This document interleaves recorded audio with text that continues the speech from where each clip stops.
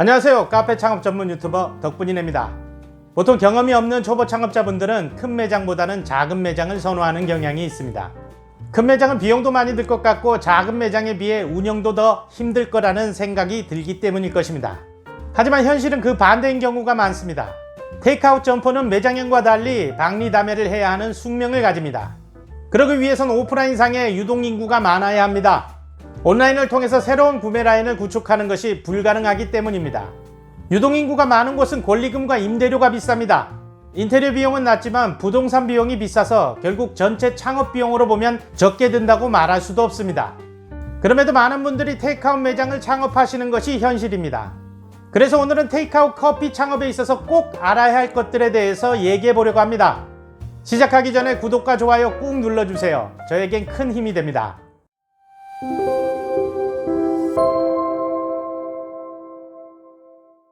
보통 10평 전후의 커피숍을 테이크아웃형이라고 부릅니다.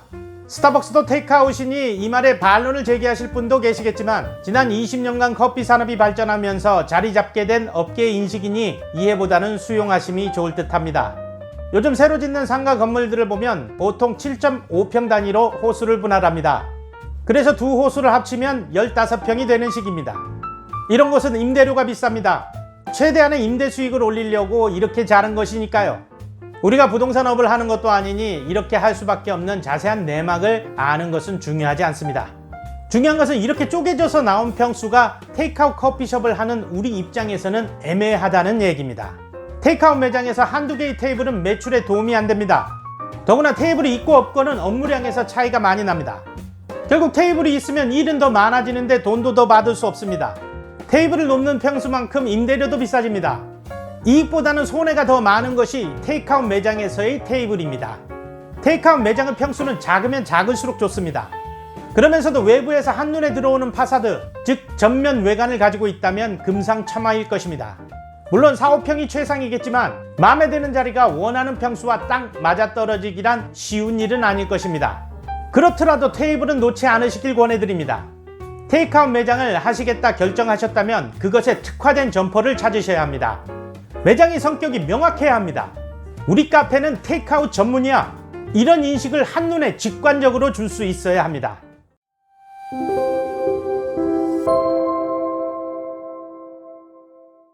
앞서 말씀드린 바와 같이 테이크아웃은 손님의 유동성이 가장 중요합니다. 당연히 유동성이 가장 많은 곳에 차려야 성공 확률이 높겠죠. 하지만 이런 곳의 특징은 유동성이 몰리는 지역이 아주 한정적이라는 것입니다. 그래서 이런 A급 지역은 권리금도 높고 임대료도 셉니다. 덕분이네가 그간 경험한 바로는 몇몇 곳을 제외하곤 권리금과 임대료가 오를 대로 올라서 권리금의 감가상각과 임대료를 고려하면 많이 팔아도 남지가 않습니다. 그럼 어떻게 골라야 할까요? 먼저 목표한 지역의 모든 테이크아웃 매장의 매출을 조사한 표를 만드십시오. 이것이 제일 중요합니다. 직접 발품을 팔고 노력해서 조사해야 합니다. 제 친구의 경우는 매장을 구할 때 점포 앞에 차를 세워두고 일주일 동안 끼니를 차에서 때우면서 조사합니다. 이렇게 얻은 데이터는 미래의 내 카페의 예상 매출을 정확히 산정해줍니다. 망할 일이 없습니다. 두 번째로는 A급 지역이 아닌 B급 지역을 선택하라는 겁니다. B급지는 A급지에 비해 상대적으로 권리금과 임대료가 저렴합니다. 그래서 손익분기점을 맞추기가 좀 더 수월해집니다. 많이 벌기 어렵다는 점이 단점인데 이것은 차별화된 컨셉과 마케팅으로 극복할 수 있습니다. A와 B는 가깝기 때문에 손님들에게 목적성이 생기면 충분히 찾아올 수 있다는 얘기입니다. 여기서 주의할 점은 A급지와 B급지를 확실히 구분할 수 있어야 한다는 것입니다. 이걸 정확히 모르면 B급지를 A급지 가격으로 비싸게 계약하거나 C급지를 B급지인 줄 알고 잘못 고르기 때문입니다. 동네와는 달리 이런 지역의 부동산 거래는 정글과도 같습니다. 사나운 맹수들이 호시탐탐 먹잇감을 노리고 있는 정글 말이죠. 소위 말하는 꾼들의 전쟁터인 것입니다. 그래서 귀를 닫고 오로지 자신이 직접 조사하고 확인한 데이터만 믿어야 합니다.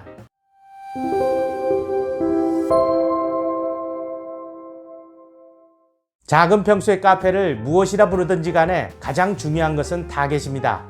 그리고 이 타겟이 어디에 있느냐 하는 것입니다. 전형적인 테이크아웃 매장의 경우 주된 타겟은 내 매장 앞을 걸어서 지나가는 유동인구입니다. 당연히 유동인구가 많은 자리가 매출도 많게 됩니다. 반면에 동네 카페는 타겟으로 삼을 만한 유동인구가 없습니다. 때문에 온라인상의 고객을 확보하는 것이 관건입니다. 온라인 마케팅이 필수적이란 얘기입니다. 요즘 같은 세상에 드문드문 오는 손님들의 입소문만으로 내 카페가 알려지는 것을 기다리기엔 너무 오랜 시간이 걸립니다. 거기에 높아진 임대료와 인건비를 감안하면 입소문 기간 동안 감내해야 할 적자폭은 예전과는 비교가 안 될 만큼 커졌다고 볼 수 있습니다. 그래서 우리는 내가 하려고 하는 카페가 테이크아웃 전문 매장인지 아니면 동네 카페인지를 명확히 구분해야 할 필요가 있습니다.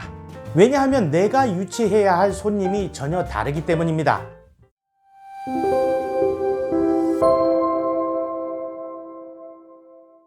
테이크아웃 매장은 카페 바로 앞을 지나는 손님들을 대상으로 하기 때문에 유동인구가 많은 중심가 쪽으로 가까워질수록 매출이 올라갑니다. 하지만 그만큼 권리금이나 임대료 같은 부동산 비용이 커지는 것도 사실이죠. 그래서 덕분이네는 이전 영상에서 A급 상권보다는 B급 상권을 선택하라고 조언한 바 있습니다. 이 말은 매출과 부동산 비용의 감가상각을 고려해서 상권을 판단하라는 얘기였습니다. 아무튼 이러한 기준으로 테이크아웃 매장을 정하셨다면 내 카페의 주된 고객은 바로 내 매장 앞을 지나가는 사람들입니다. 다른 곳에 있는 사람들까지 내 손님이라 생각하지 마십시오. 근처 빌딩에 우리 카페가 있다는 것을 어떻게 알릴까 고민하지 마십시오. 오직 내 카페 앞을 지나가는 사람들에게만 집중하십시오. 배너에 신경 쓰고 즉석 이벤트에 골몰하고 현수막을 수시로 교체하십시오. 아침에 직원을 더 배치해서 아침 손님들에게 충분한 서비스를 제공할 수 있도록 하고 매장 앞에는 길지도 짧지도 않은 4~5명의 줄이 끊이지 않고 이어질 수 있도록 연구하십시오. 아침 손님은 충성도가 높습니다. 내 카페의 홍보맨이 될 확률이 큽니다. 소중히 대해 주십시오. 테이크아웃 매장은 다른 곳에 있는 손님들에게 별도의 마케팅을 하지 않아도 됩니다. 매장은 마케팅만을 다양하면서도 일상적인 것처럼 꾸준히 해 나가는 것이 중요합니다. 그러면 나머지 손님들은 알아서들 찾아옵니다. 테이크아웃 매장의 성공은 내 카페 앞 현장에 있습니다.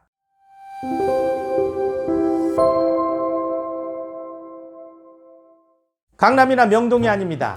오피스 상권도 아닙니다. 그렇다고 역세권도 아닙니다. 적당히 붐비는 동네 중심 상가에 10평짜리 카페를 냈습니다. 평수가 작으니 당연히 테이크아웃 위주의 매장을 해야겠다 생각했습니다. 그래서 아메리카노를 2,000원으로 책정했습니다. 당연히 모든 용기는 일회용 테이크아웃으로 했고요. 근데 매출이 너무 안 나옵니다. 제가 무엇을 잘못했단 말입니까? 여러분은 아시겠나요? 평수가 작다고 다 테이크아웃 매장이 아닙니다.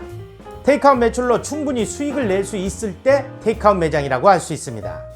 그러려면 웬만큼의 유동인구가 아니면 불가능합니다. 그런데 내가 선택한 자리는 흑자가 날 만큼의 충분한 유동인구가 없습니다. 많은 분들이 이런 실수를 합니다. 동네 카페는 가게 앞을 지나는 유동인구만으로 수익을 내기가 어렵습니다. 그래서 온라인 마케팅을 통해 온라인상에 있는 예비 고객을 내 카페로 끌어들여야 합니다.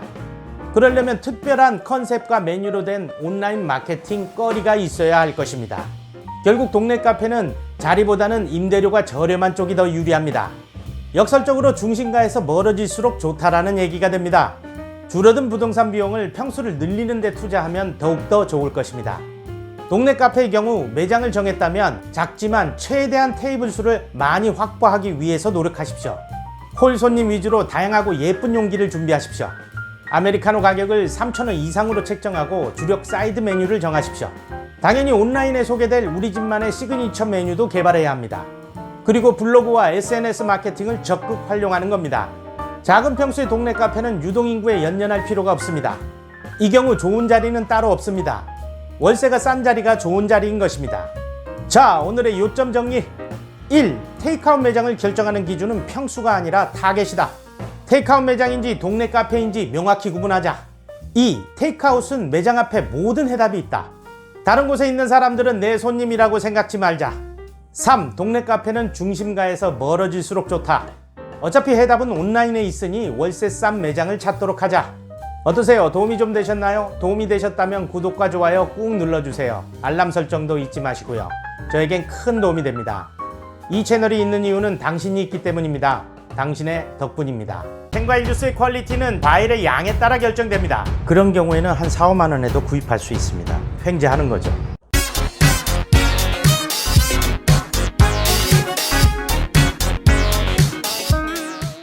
안녕하세요. 카페 창업 전문 유튜버 덕분이네입니다.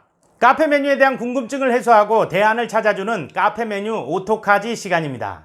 지난 영상에서도 말씀드렸듯이 생과일 주스의 퀄리티는 재료인 과일의 양에 따라 결정됩니다. 그래서 일반적인 레시피에 비해 1.5배나 2배의 과일을 사용할 것을 추천드렸습니다. 오늘은 생과일 주스 중에서도 덕분이네가 최고로 치는 청포도 주스를 직접 만들어보고 장점에 대해서도 얘기해볼까 합니다. 시작하기 전에 구독과 좋아요 꾹 눌러주세요. 저에겐 큰 도움이 됩니다.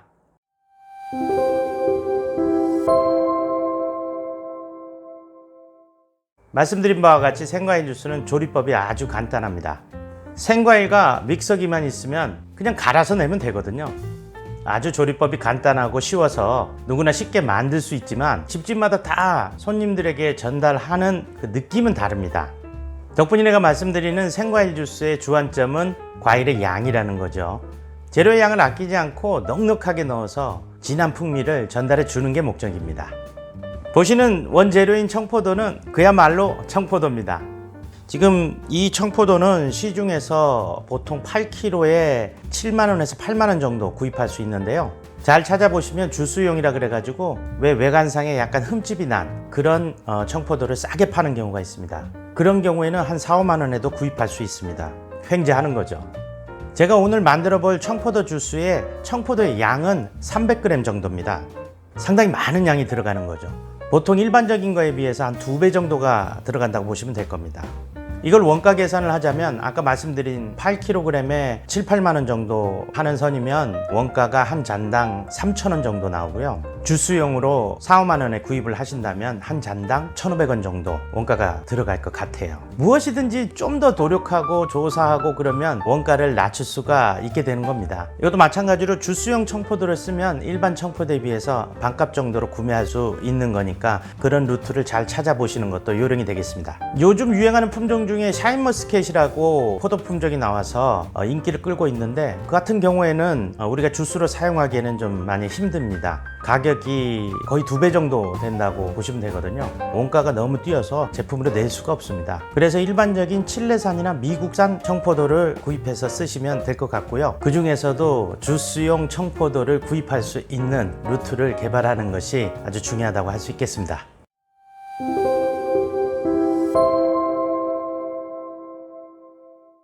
청포도 주스에 들어가는 재료는 일반적으로 청포도가 있겠고요. 그리고 새콤한 풍미를 더해주기 위해서 레몬을 조금 넣어줄 겁니다. 레몬 4분의 1개 준비했고요. 믹서기에 청포도만 넣어가지고 잘 갈리지 않으니까 물을 한 30ml 정도 준비했습니다.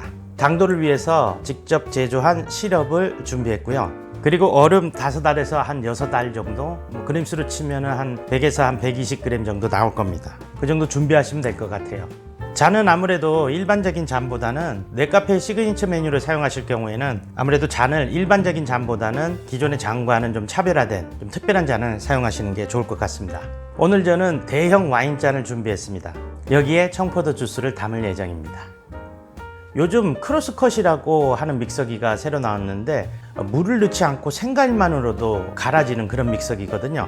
그런 믹서기 같은 경우에는 아무래도 주스 자체가 상당히 진하고 어디서도 맛볼 수 없는 특별한 맛이 나게 되는 거죠. 생과일 주스만을 위해서 그런 믹서기를 준비한다는 것은 조금 부담이 되겠죠. 하지만 처음 기계를 구입하시는 분들이라면 애초부터 그런 블렌더를 구입하시는 것도 좋다고 생각합니다. 자, 제조법은 간단합니다. 이 준비한 이것을 전부 넣어서 갈면 되니까요.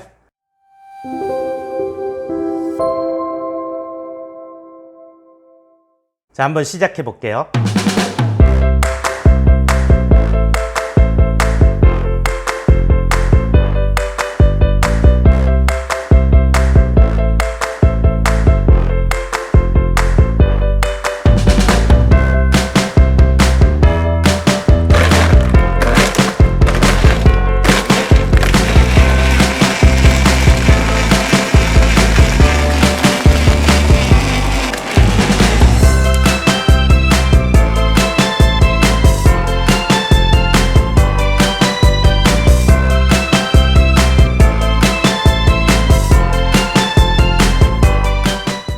오늘은 특별히 시식을 위해서 특별 손님을 한분 모셨습니다.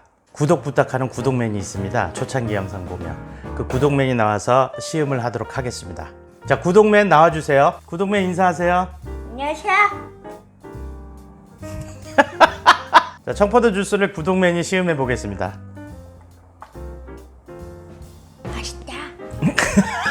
많이 맛있습니까? 자, 구독맨 본연의 임무를 하시죠. 안녕히 계세요. 아, 구독 좋아요를 부탁해야지. 구독 좀 해주세요. 하지마, 다시 해봐. 구독 부탁합니다. 좋아요도 부탁합니다. 네. 알람 설정도 잊지 마시고요. 네. 안녕하세요. 카페 창업 전문 유튜버 덕분이네입니다.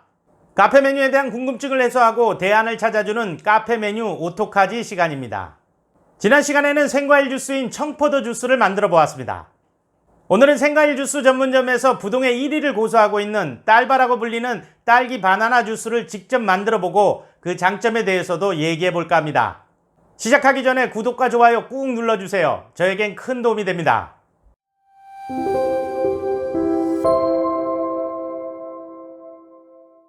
딸기를 재료로 해서 음료를 만들 때에는 냉동과일을 쓸 수밖에 없습니다. 생과일을 재료로 쓸 수 있는 시기는 한 2, 3월 정도인데요. 제철 과일로 나올 때죠. 나머지 시즌에는 딸기 값이 비싸서 생과일 주스 재료로 사용하기에는 어려움이 많죠. 2, 3월에 생딸기가 출하되면 딸기 페스티벌이라는 이름으로 여러 가지 신메뉴를 선을 베이곤 하죠. 그래서 카페가 신메뉴를 출시할 때 보통 2, 3월경에 딸기 페스티벌, 그리고 여름 시즌, 가을 시즌, 겨울 시즌 이렇습니다. 그러니까 봄 시즌의 시작을 알리는 것이 딸기 페스티벌이라고 보시면 될 것 같고요. 그 시즌을 제외하고서는 냉동 딸기를 써야 되는데 냉동 딸기를 쓸 때 요령이 있습니다. 그냥 아무것도 첨가하지 않은 채 딸기 자체를 수확해서 세척한 후에 바로 즉석해서 얼려버린 그런 냉동 딸기를 사용하라는 겁니다. 보통 시중에서 구입할 수 있는 이 냉동 딸기는 이와 같은 식인데요. 사실 딸기 자체의 당도가 많이 부족합니다. 제철인 2, 3월의 딸기 맛과는 비교할 수가 없죠. 그래서 당도가 없다고 보시면 됩니다. 무언가를 첨가해서 당도를 높이고 그 당도가 인스턴트적인 당도가 아니라 고급스러운 단맛이 나도록 만드는 것이 이 딸기 바나나 주스의 핵심이라고 할 수 있습니다. 지금 보시면은 바나나, 냉동 바나나가 있는데요. 이것은 시중에서 구입하는 냉동 바나나가 아닙니다. 생 바나나를 왜 검은 반점이라 그러죠? 그 검은 반점이 피기 시작하면은 당도가 오르기 시작하거든요. 그쯤에서 껍질을 까가지고 반씩 잘라서 그대로 냉동실에 얼립니다. 그렇게 얼리면 이와 같은 냉동 바나나가 만들어지는 거죠. 이렇게 하는 이유는 수입되어 있는 냉동 바나나 제품을 그냥 사용하면 이미 갈변이 돼 있어 새까맣습니다. 그리고 바나나 자체의 당도가 부족합니다. 자연적인 바나나 자체의 당도를 갖다가 무르익게 하고 싱싱한 바나나의 색깔을 유지할 수 있도록 하는 게 그 목적입니다. 그렇게 했을 때 바나나의 재료 로스도 줄고요. 그 당도를 일정하게 유지시킬 수도 있는 것입니다.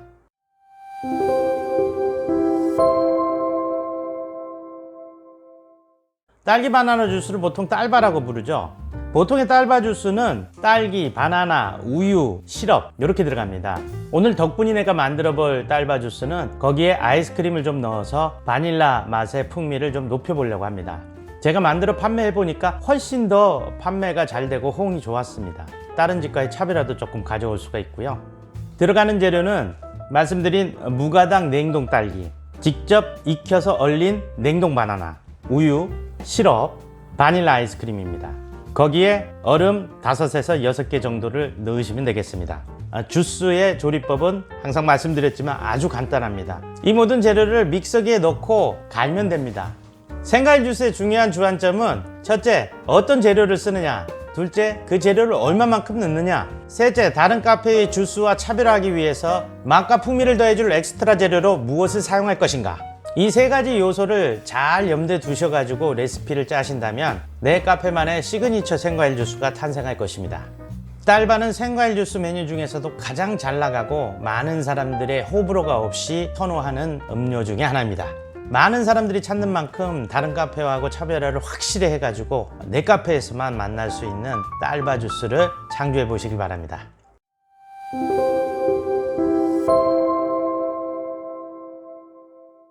자, 그럼 한번 만들어 볼까요?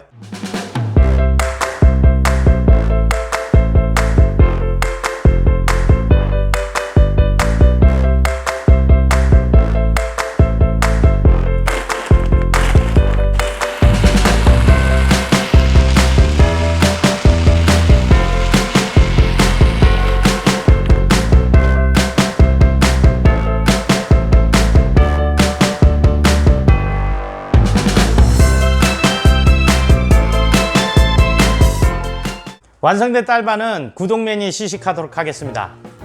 뭐요? 아이 가만 있어. 뭔 입부터 돼. 저 이렇게 얘기를 해야지. 거기 서 있어 저기. 구독맨 나와주세요.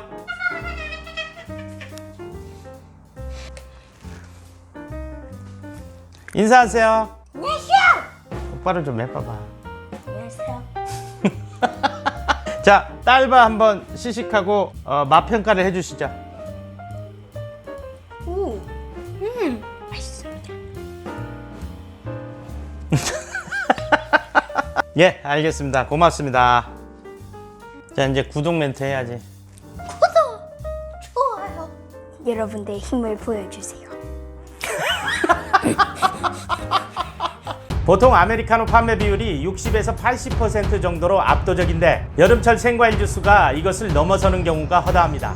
그렇습니다. 여기서도 모두 생과일을 쓰고 모두 냉동과일을 쓴다는 고정관념을 버려야 합니다. 안녕하세요. 카페 창업 전문 유튜버 덕분이네입니다. 덕분이네가 하는 코칭 중에서 모두가 궁금해할 만한 것들을 덕분이네 마음대로 골라서 답변해주는 덕분이네 정답을 알려줘 시간입니다. 오늘의 질문, 생과일 주스에 냉동과일을 쓰면 안 되나요?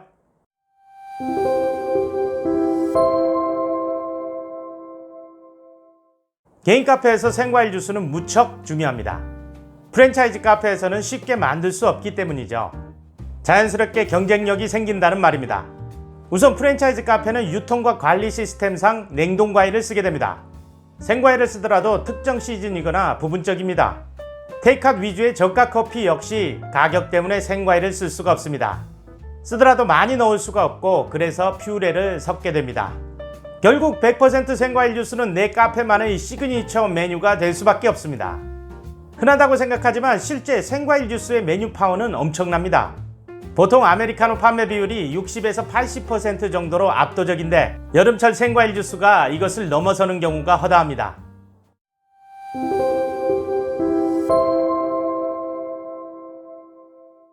생과일 주스를 만드는 법은 아주 간단합니다.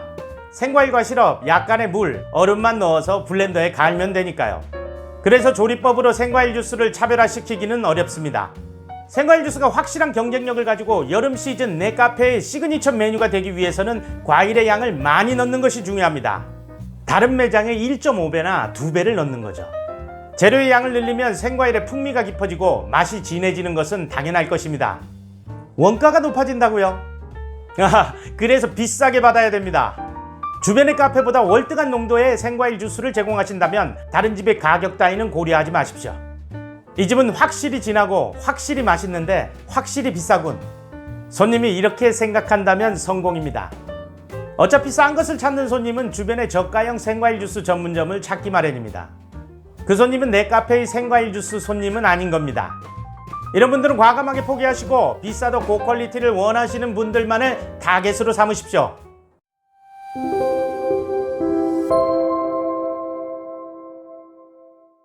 생과일 주스 전문점에서 가장 잘 나가는 메뉴가 딸바라고 불리는 딸기 바나나 주스입니다. 하지만 이 메뉴는 딸기 시즌인 2, 3월을 제외하고는 가격이 워낙 비싸서 생과일을 쓸 수가 없습니다. 그렇지만 가장 많이 찾는 이 메뉴를 생과일이 아니란 이유로 안 만들 수는 없는 노릇이죠. 그래서 생과일 주스와 냉동과일 주스를 혼합해서 메뉴를 구성하는 겁니다. 일테면 생과일 주스는 100% 청포도 주스, 100% 자몽 주스로 하고 냉동과일 주스는 딸기 바나나, 초코 바나나 등으로 표기해서 메뉴를 구성하는 거죠. 덕분이네가 드리는 말씀의 취지를 아시겠죠? 그렇습니다. 여기서도 모두 생과일을 쓰고 모두 냉동과일을 쓴다는 고정관념을 버려야 합니다. 손님이 물으면 당당하게 얘기하면 됩니다. 100%가 붙은 것은 생과일이고 그렇지 않은 것은 냉동과일입니다. 냉동과일은 따자마자 얼린 무가당 냉동과일을 쓰고 있습니다. 이렇게요. 덕분이네 경험으로는 이렇게 오픈하면 손님들이 오히려 더 내 카페를 신뢰하더란 겁니다. 이 경우 냉동과일 주스도 생과일 주스 못지않게 판매되는 것을 경험할 수 있었습니다.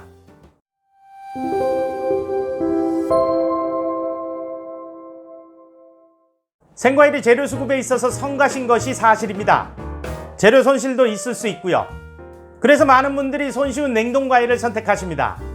냉동과일만을 사용할 때에는 메뉴 구성과 레시피에 상당히 많은 신경을 써야 하는데 이것은 얘기가 좀 방대해지기 때문에 오늘 여기서는 테이크아웃 매장의 냉동과일 주스에 대해서만 말씀드리겠습니다. 아무래도 냉동과일 주스는 테이크아웃 매장에서 가장 효과적이라고 할 수 있겠습니다.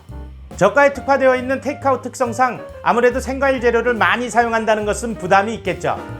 생과일을 써서 판매가 많이 된다고 하여도 남는 것이 없을 확률이 큽니다. 그렇기 때문에 냉동과일을 대놓고 써야 합니다. 대신 여기에는 두 가지 전제 조건이 있습니다. 첫째, 특별한 맛을 만들어내야 합니다. 퓨레를 사용하든 향시럽을 쓰든 어떤 모든 것을 다 동원해서라도 특별하고 맛있는 달고 짜고 신 자극적인 메뉴를 개발하십시오. 어차피 냉동과일은 생과일의 신선하고 고급스러운 풍미를 따라잡을 수 없습니다. 그래서 다른 재료를 섞어서 맛을 배가시키고 더 자극적으로 만드는 겁니다. 덕분이네는 우유, 아이스크림, 땅콩 가루를 혼합해서 새로운 맛을 만들어내기도 했습니다. 둘째는 대용량입니다. 벤티 사이즈 이상으로 용기를 준비하고 거기에 맞춰 레시피를 짜는 겁니다. 가격 대비 가성비를 극대화시키는 거죠. 테이크아웃 상권에는 경쟁하는 카페가 유독 더 많기 때문에 눈으로 보여지는 대용량 사이즈의 용기는 중요한 경쟁력이 됩니다. 결국 냉동과일 주스는 혀와 눈을 자극할 수 있어야 성공할 수 있다는 얘기입니다. 자, 오늘의 요점 정리. 1. 생과일 주스는 개인 카페의 중요한 경쟁력이다. 여름 시즌에는 커피 매출을 누르기도 한다. 2. 생과일 주스의 차별화는 생과일의 양으로 한다. 재료를 2배로 늘려서 진한 생과일의 풍미를 느낄 수 있도록 하자. 3. 모든 주스를 생과일로 하는 것은 불가능하다. 생과일 주스와 냉동과일 주스를 혼합해서 메뉴 구성을 하자. 4. 냉동과일 주스만으로 구성할 경우 가성비에 집중하자. 자극적인 맛을 창조하고 대용량 용기를 쓰자. 안녕하세요. 카페 창업 전문 유튜버 덕분이네입니다. 카페 창업과 관련된 알토란 같은 정보를 짧고 빠르게 알려드리는 시간입니다. 30평 이내의 작은 개인 카페에서 경쟁력을 갖추는데 빵만한 게 없습니다. 갓 구운 빵을 판다는 소문이 나면 그야말로 손님 빨이 다릅니다. 여기서 중요한 것이 빵을 직접 구워야 한다는 것입니다. 어떤 경우든 납품받은 빵으로는 이런 효과를 낼 수 없습니다. 가까운 빵집에서 오늘 구운 빵을 납품받으면 되겠지 하는 생각은 버리십시오. 손님들은 희한하게 카페에 빵이 있으면 직접 구웠냐고 물어봅니다. 이 경우 직접 구웠다고 속일 수도 없고 속여본들 금방 들통나게 되어 있습니다. 받아온 거라고 말하면 손님들은 그 카페의 가치를 그저 그런 카페로 인식하게 됩니다. 그래서 빵의 품질을 논의할 생각을 안 하게 되죠. 그저 그런 카페의 흔한 빵이니까요. 반면에 매장에서 직접 구웠다고 말하면 손님들은 비로소 빵에 대해 품평을 하기 시작합니다. 당연히 블로그나 인스타에 소개되는 경우도 많아질 것입니다. 그렇기 때문에 우리는 빵을 매장에서 직접 구워야 합니다. 그러면서도 일의 양을 줄이고 투자 비용도 적게 들이면 금상첨화겠죠. 빵의 개수는 6개에서 8개 정도가 적당합니다. 이 정도면 로스가 나도 피해가 적고 미니 오븐으로도 충분히 구워낼 수 있기 때문에 투자 비용도 절감됩니다. 새로 창업을 하는 경우는 주문 때 앞에 바를 확장시켜 빵을 진열하면 되고요. 이미 영업 중인 매장의 경우는 별도의 베이커리 진열대를 만드시면 됩니다. 빵을 만들기 위해 파티셰를 고용하면 배보다 배꼽이 커지고 배워서 내가 직접 하려고 하면 일이 너무 많아지게 됩니다. 그래서 생지를 구입해서 매장에서 직접 굽는 방법을 선택하는 것이 현명합니다. 물론 대형 평수로 전문 베이커리 카페를 만들려고 하신다면 파티셰를 고용하거나 내가 배워서 반죽과 발효를 직접 하셔야 할 것입니다. 생지는 온라인을 검색하시면 많은 공급업체들이 있습니다. 무료로 샘플을 제공해주는 업체는 별로 없습니다. 그렇다고 리뷰나 소문만으로 고르지 마시고 비용이 들더라도 반드시 맛을 보고 선택하셔야 합니다. 종류를 선택할 때 기준은 없습니다. 내가 마음에 들고 잘 나갈 것 같은 것을 고르면 됩니다. 다만 주력으로 판매할 빵 하나만은 신중히 고르셔야 합니다. 그것이 시그니처 빵이 됩니다. 스토리텔링을 해서 POP도 만들고 SNS에 홍보도 할 거니까요. 일테면 프랑스 정통 크라상, 런던 크림치즈 베이글, 벌꿀에 빠진 갈릭 바게트처럼요. 덕분이네는 카페에 빵을 세팅함에 있어서 이 부분이 가장 중요하다고 생각합니다. 카페에서 빵을 팔 땐 마진을 기대하지 말라는 것입니다. 생지값이 만만치 않고 로스도 많기 때문이기도 하지만 그보다 더 큰 이유는 빵을 마케팅의 일환으로 봐야 하기 때문입니다.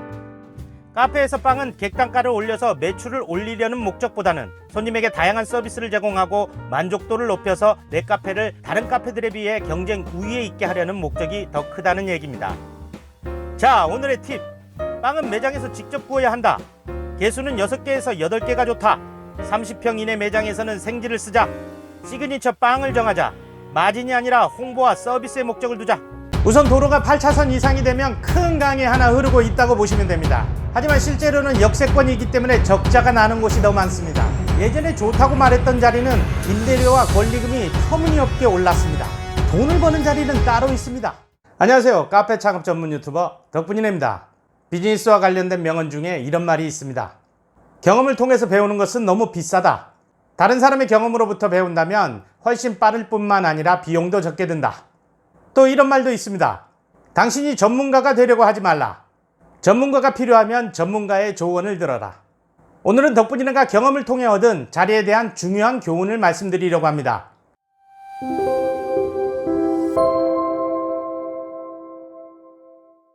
덕분이네는 10여 년 전 이화여대 앞에 카페를 오픈했던 적이 있습니다. 당시 2대 상권은 스타벅스가 1호점을 냈을 정도로 대한민국 최고의 상권 중에 하나였습니다. 저희 카페는 스타벅스 1호점 맞은편 쪽에 위치해 있었습니다. 소위 말하는 목이 좋았다는 얘기입니다. 하지만 그즈음 2대 캠퍼스 내에 ECC라고 불리는 대형 상업시설이 생기고 2대역 근처에 대형 쇼핑몰인 예스 APM이 지자체의 허가를 통과, 전격 오픈하면서 2대 상권은 몰락하기 시작합니다. 여기에 2대와 신촌 상권의 높은 임대료를 피해 형성된 홍대 상권이 급부상하면서 몰락의 속도는 가속도가 붙습니다. 2대 상권으로 오던 손님들이 홍대로 빠지고 그나마의 손님들도 대형 상업시설이 블랙홀처럼 빨아들이니 거리에는 사람들이 안 보이게 됩니다. 수십 년 동안 강남과 종각보다도 권리금과 임대료가 높았고 최고의 상권이었던 2대 상권이 1년 중 6개월만 영업이 가능한 반쪽짜리 일반 대학 상권보다도 못한 상권으로 몰락하는 데는 2년이 채 걸리지 않았습니다. 그런데 여기서 중요한 것은 임대료는 내려가지 않더라는 것입니다. 상권이 몰락하고 매출은 3토막 4토막이 나도 임대료는 떨어질 기미도 보이지 않았습니다. 모두가 망하고 버티고 버티다 한 푼도 못 건지고 손 들고 나갈 때까지, 그때까지도 임대료는 독약청청 하더랬습니다. 빈점포가 생기고 그때서야 찔끔찔끔 임대료를 내려보지만 들어갈 장사꾼이 없습니다. 조금 더 내려봐도 없고 또 조금 더 내려봐도 없고, 이렇게 10여 년이 흘렀는데도 지금도 2대 상권은 그때와 다를 바가 없습니다. 여전히 매출 대비 임대료가 높고 공실이 넘치며 임대인의 욕심은 여전하고 요행을 바라는 임차인의 어리석음은 10여 년 전에 그것과 같습니다. 저희 카페도 예외는 아니었습니다. 매출이 급감하고 문을 열어도 손해, 문을 닫아도 손해인 날들이 계속되었습니다.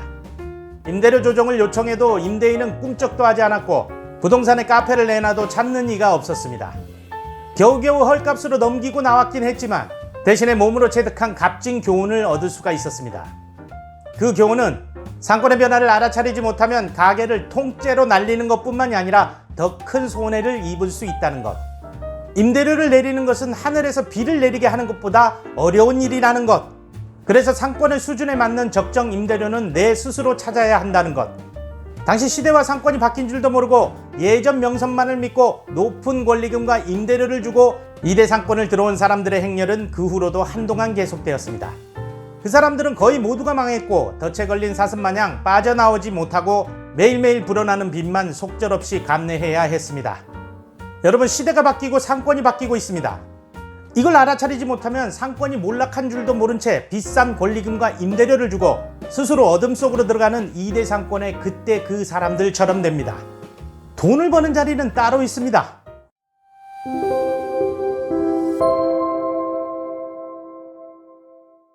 덕분이네는 덕분이네 마인드 자리편에서 좋은 자리는 월세가 싼 자리다 라고 밝힌 바 있습니다. 유동인구가 많은 자리가 좋은 자리라는 생각은 2020년대인 오늘에는 시대착오적인 고정관념이 되어버렸습니다. 자리에 대한 인식을 새롭게 해야 합니다. 예전에 좋다고 말했던 자리는 임대료와 권리금이 터무니없게 올랐습니다. 반면에 하루 3번, 일주일에 7일이던 피크타임은 하루 2번, 일주일에 5일로 줄었습니다. 이 때문에 웬만해선 수지를 맞출 수가 없게 되었습니다. 돈 벌어서 건물주 갖다 주려고 장사하는 꼴이 되어버린 겁니다.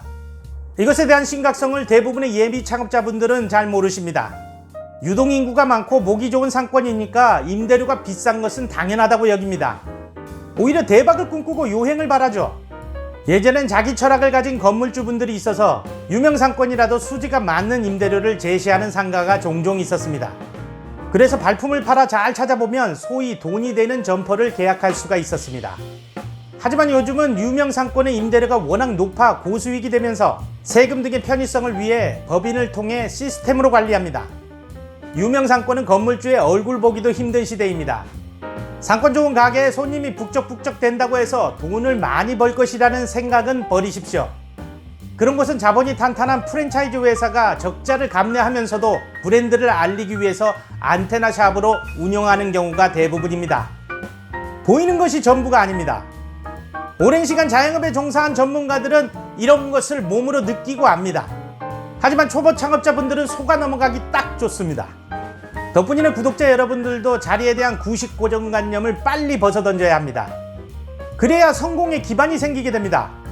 손님은 많은데 남는 게 없다라는 말이 나와서는 안 됩니다. 이 말을 한다는 것은 여전히 자리에 대한 어리석은 인식을 가지고 있다라는 반증입니다. 명심하세요. 월세가 싼 자리가 좋은 자리입니다.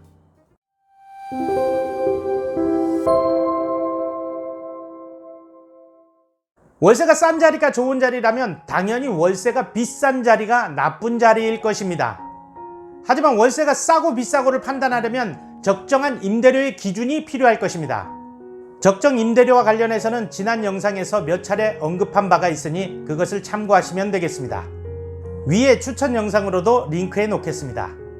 오늘 여기서는 월세를 떠나서 예비 창업자분들이 흔히 하는 실수 2가지를 예로 들어 나쁜 자리에 대한 팁을 드리려고 합니다. 첫 번째는 매출이 떨어진 카페의 양수양도 창업입니다. 새로 창업하는 것에 비해 훨씬 적은 금액으로 창업할 수 있다는 이유로 이런 선택을 하시는 예비 창업자분들이 의외로 많습니다. 하지만 내가 하면 잘할 것 같아도 망해가는 가게의 매출을 다시 올리는 것은 다른 자리에서 새로 시작하는 것에 비해 몇 배가 어렵다는 것을 아셔야 합니다. 한번 추락한 이미지를 바꾸는 것은 정말 어려운 일입니다. 또 이런 경우를 본 적이 있으실 겁니다. 카페로 오픈한 매장이 얼마 안 가서 음식점이나 핸드폰 가게로 바뀌는 경우를요. 이런 상권은 카페할 여건이 아직 성숙되지 못한 곳이라고 볼 수 있습니다. 카페 하기에는 나쁜 자리라는 거죠. 카페는 상권 성숙기에 잘 되는 업종입니다. 이를 반대로 얘기하면 상권 초창기나 쇠퇴기에는 힘든 업종이라는 얘기가 됩니다. 그래서 이런 현상이 보이는 상권은 피하시는 것이 좋습니다. 두 번째는 가게 앞에 주차 공간이 있는 자리입니다. 위치는 좋은데 주변 시세에 비해서 권리금과 임대료가 낮은 매장이 나와서 가보면 가게 앞에 주차 공간이 있는 매장들이 많습니다. 이런 점포는 주변에 비해 임대료가 낮음에도 불구하고 임차인이 자주 바뀝니다. 그만큼 장사가 안 된다는 거죠. 그 주차 공간은 단순히 차를 두는 곳이 아니라 손님과 내 카페 사이를 단절시키는 강 같은 역할을 합니다. 별거 아닌 것 같지만 이런 소소하게 보이는 장애물들이 장사에 있어서 성패를 좌우하는 경우가 많습니다. 지하철역 출입구가 내 카페의 바로 앞에 있는 경우, 육교나 고가차로가 앞에 있는 경우, 지하철 환풍기나 전기시설이 앞에 있는 경우도 마찬가지라고 할 수 있겠습니다.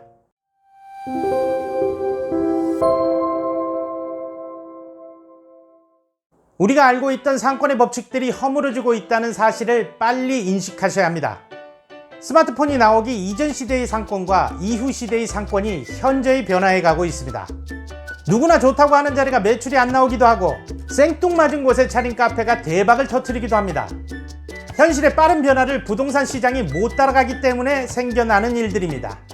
이런 것들은 예상과는 전혀 다른 결과가 나오니까 상권에 대한 구식 시각을 가지고 있는 사람들 눈에는 이상한 자리로 보일 수밖에 없습니다. 예를 하나 들어보겠습니다.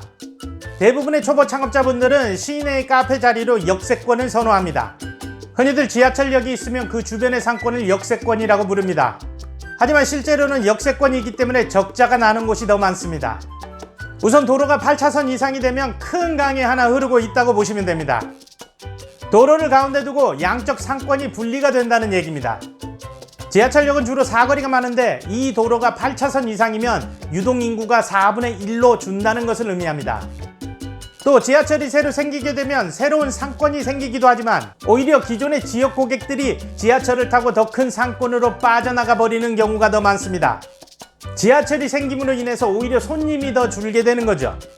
그래서 8차선 미만의 도로가 있고 이미 활성화된 상권을 가지고 있어야지만이 진정한 의미의 역세권이라고 볼 수 있습니다. 서울에만 350여 개의 지하철역이 있습니다. 이 중에서 진정한 의미의 역세권은 30여 개뿐이 되지 않습니다. 그럼에도 임대료는 역세권이라고 불리면서 대부분 높게 책정되어 있습니다. 그야말로 창업자들의 무지와 착각이 이런 현상을 만들어 놓은 것입니다. 반면에 슬리퍼를 끌고 간다고 해서 슬세권이라고 불리는 동네의 한적한 곳에 위치한 카페가 대박을 터뜨리는 것을 종종 볼 수가 있습니다. 예전의 시각으로 보면 예상과는 정반대의 결과가 나오는 이상한 자리들이 많아지고 있습니다. 이런 현상은 해가 지나면 지날수록 더욱 가속화될 것이라고 덕분이네는 생각하고 있습니다. 우리는 이런 이상한 자리에 주목해야 합니다. 자, 오늘의 요점 정리. 1. 2020년 상권의 패러다임이 바뀌었다. 이 패러다임을 아는 자가 되자.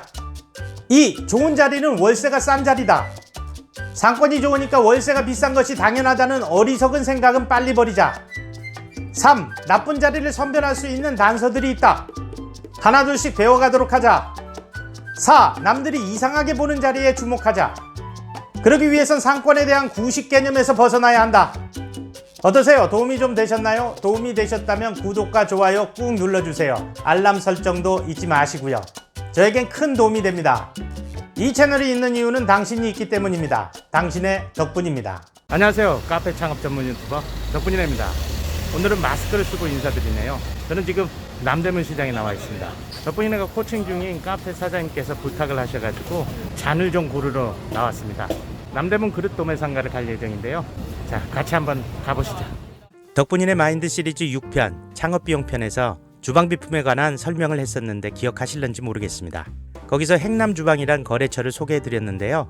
오늘은 직접 그곳을 찾아가서 최남규 전무님을 찾아뵙고 잔도 고르고 인터뷰도 진행할 예정입니다. 기억을 되살리기 위해 지난 영상을 잠깐 보고 시작하겠습니다. 구독과 좋아요도 꾹 눌러주시면 감사하겠습니다. 저에겐 큰 힘이 됩니다. 업체는 행남주방이라는 업체인데요. 제가 아래 설명란에 업체 전화번호를 남겨놓겠습니다. 찾아가셔서 소개받고 왔다고 하고 카페 창업할 건데 필요한 물품 좀 골라달라고 말씀하십시오. 그리고 컵과 접시에는 전사인쇄할 거라고 말씀하세요. 전사인쇄라는 거는 컵이나 접시에 내 카페 로고를 찍는 거를 말합니다. 이렇게 말씀하시면 알아서 다 해줍니다. 물론 인터넷...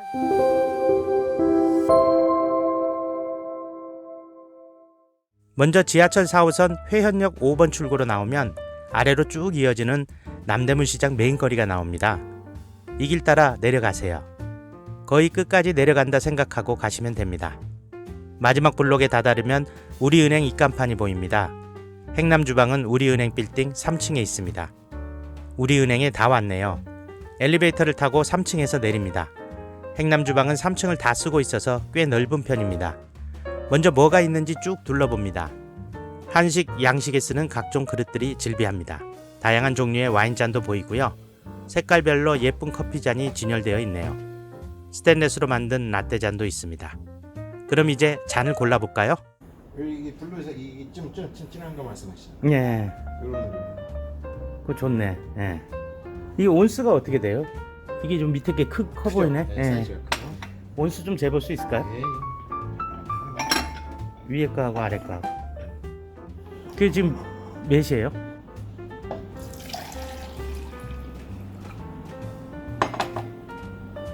300ml죠? 350쯤 되네. 이게 350인가요? 예. 350. 그러면 몇 온스고 360. 12온스네. 네.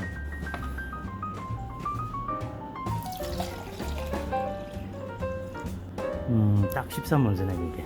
그러면 요거 흰색. 네. 요 같은 그걸 종류로 흰색도 있죠. 그렇죠. 먹어도 화이트 나와. 무광이죠?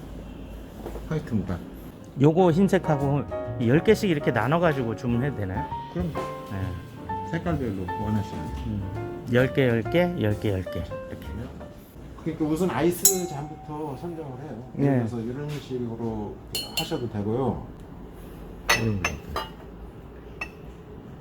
골드라인 돼 있는 것도 요즘 대세죠. 이거 한번 치수 한번 해보세요. 예전에 그냥 골드만 딱 입힌 거구나. 네, 그렇죠. 아이스 잔이 4종류가 필요하거든요. 이런 식이 이제 기본적으로 많이 있어요.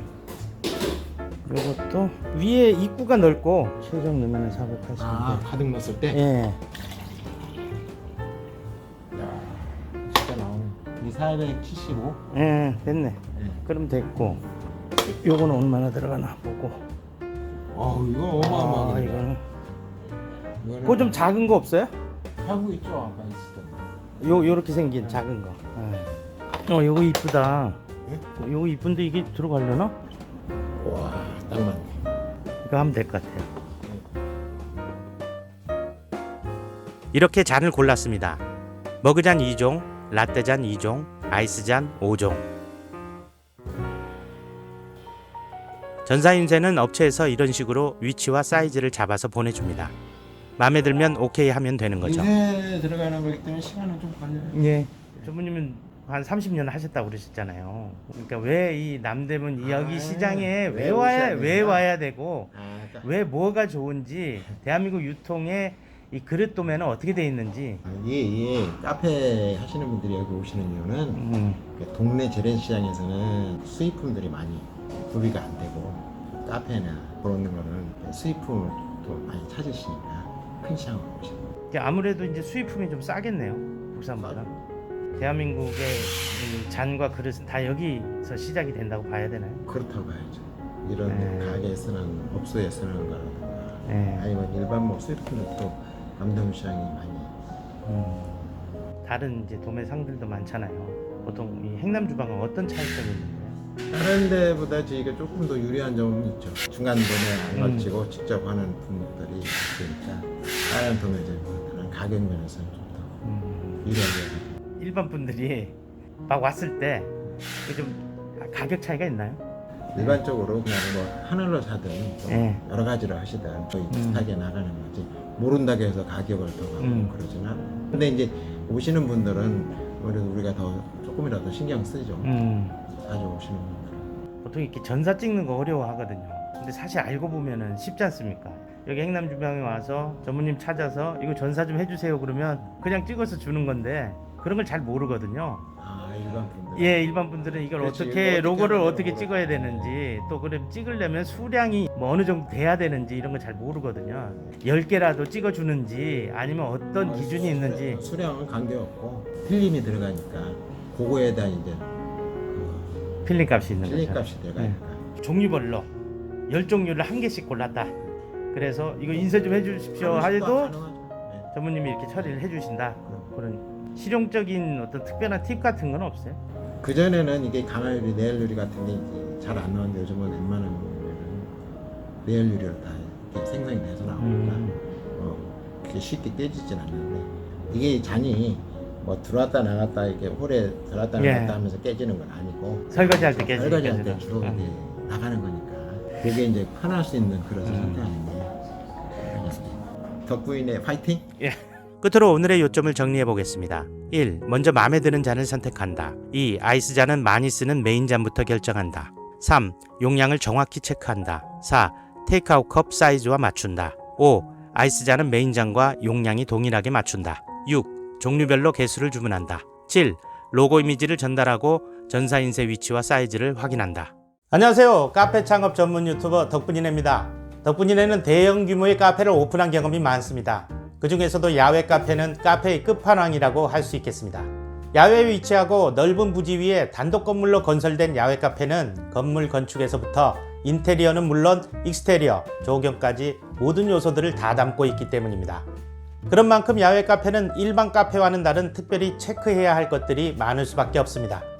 오늘은 큰 틀에서 야외 카페를 계획할 때 가장 먼저 고려해야 할 3가지에 대해서 말씀드리려고 합니다.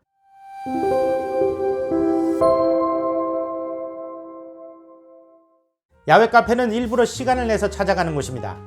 혼족들이 많은 시내 카페들과는 달리 야외 카페는 주로 2~3명이 같이 가거나 가족들 같이 여러 명이 찾는 경우가 많습니다. 다시 말해서 시내 카페와는 타겟이 다르고 그렇기 때문에 손님의 니즈 또한 다르다는 겁니다. 이걸 이제까지 덕분이네 채널에서 배워온 대로 덕분이네 마인드를 가지고 생각해보죠. 먼저 타겟은 연인이나 친구들 그리고 가족들일 것입니다. 타겟이 파악되었다면 이제 그들의 관점으로 카페를 바라봐야 하겠죠. 그들이 가장 원하는 것이 뭘까요? 야외 카페를 찾는 손님들은 지나가다가 카페가 있어서 들리는 손님들이 아닙니다. 시내 카페처럼 체류하는 시간이 짧지가 않다라는 것입니다. 그리고 야외 카페를 가기 위해서는 긴 이동 시간도 감내해야 합니다. 여기에 식사도 해야 하기 때문에 그들은 이러저러한 이유로 보통 하루에 반나절 정도의 여행을 책임질 수 있는 카페를 원합니다. 당연히 그들에게 온라인을 통한 검색은 필수일 것입니다. 그렇다면 그들은 온라인에서 어떤 야외 카페를 가장 선호할까요? 그 1순위가 뷰, 즉 구경할 거리입니다.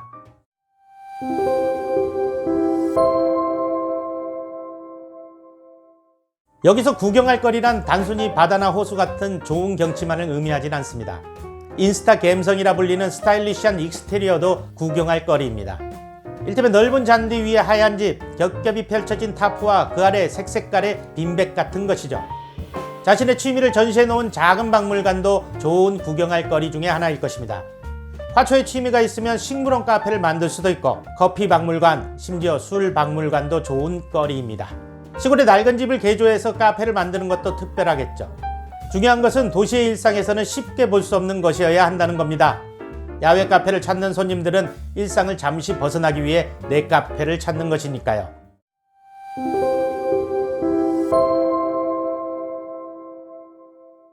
카페는 방향이 생각보다 중요하다는 걸 아셔야 합니다. 하지만 도시 안의 카페들이 방향의 중요성을 잘 인지하지 못하는 것은 주변에 건물들이 많아 햇볕이 가려지기도 하거니와 대체로 한 방향으로만 뚫려 있기 때문입니다. 이에 비해 야외 카페는 사방이 뚫려 있는 경우가 대부분입니다. 이때 방향은 매우 중요해집니다. 이는 햇빛의 영향 때문입니다. 카페하기에 가장 좋은 방향은 북향입니다. 햇빛이 가장 적게 드는 방향이란 의미입니다. 그 다음으로 동향이 좋고 남향, 서향으로 갈수록 좋지 않습니다. 여기서 방향은 출입구 방향이 아니라 손님이 앉아서 밖을 내다보는 메인 창이 있는 방향입니다.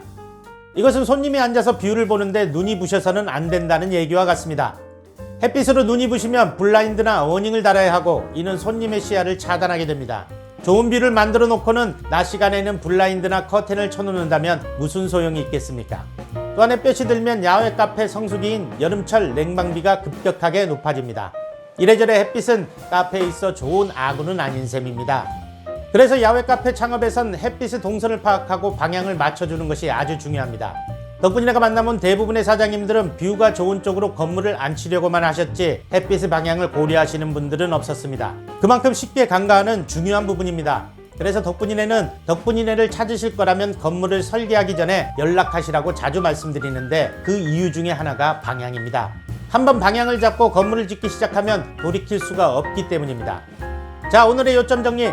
1. 야외 카페를 찾는 손님들의 니즈를 파악하자. 2. 야외 카페 성공을 위한 제일 요건은 구경할 거리이다. 3. 햇빛의 동선을 파악해서 최선의 방향을 잡자. 이렇게 집에서 쉽게 만들어 먹을 수는 없지만 들어는 봤고 알고는 있는 메뉴가 카페 사이드 메뉴로서는 최상의 메뉴입니다. 오늘은 이 중에서 미국식 스탠다드 빠니니를 만드는 법을 영상을 통해서 보여드리려고 합니다. 안녕하세요. 카페 창업 전문 유튜버 덕분이네입니다. 카페 메뉴에 대한 궁금증을 해소하고 대안을 찾아주는 카페 메뉴 오토카지 시간입니다. 오늘은 그 두 번째로 사이드 메뉴의 최강자 빠니니 얘기를 하려고 합니다. 시작하기 전에 구독과 좋아요 꾹 눌러주세요. 저에겐 큰 힘이 됩니다.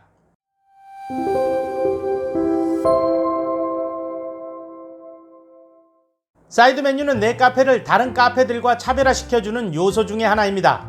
시그니처 음료만큼이나 중요하죠. 하지만 막상 고르려고 하면 선뜻 선택할 것이 없는 것도 사실입니다. 잘 알려진 메뉴는 특색이 없는 것 같고 잘 알려지지 않은 메뉴는 그래서 잘 안 팔릴 것 같기 때문이죠. 이런 측면에서 보면 빠니니는 그 중간 지점에 있습니다. 들어는 봤고 알고는 있는데 제대로 먹어본 적은 없는 그런 메뉴인 것입니다. 샌드위치를 안 먹어본 사람은 없지만 빠니니를 먹어본 사람은 상대적으로 적습니다. 집에서 만들어 먹기도 불편하다고 느낍니다. 빠니니 그릴도 필요하고 바질 페스토 같은 익숙치 않은 재료도 있어야 할 것 같고 아무튼 샌드위치는 냉장고에 있는 재료로 뚝딱 만들어 먹으면서도 빠니니는 왠지 준비해야 할 것이 많게 느껴집니다. 이렇게 집에서 쉽게 만들어 먹을 수는 없지만 들어는 봤고 알고는 있는 메뉴가 카페 사이드 메뉴로서는 최상의 메뉴입니다. 이런 메뉴가 찾아보면 몇 종류 안 됩니다. 그 중에서도 빠니니는 인지도 면에서 최고에 속하고 이 메뉴로 성공을 거둔 유명 카페들도 많습니다. 한마디로 검증된 사이드 메뉴란 겁니다.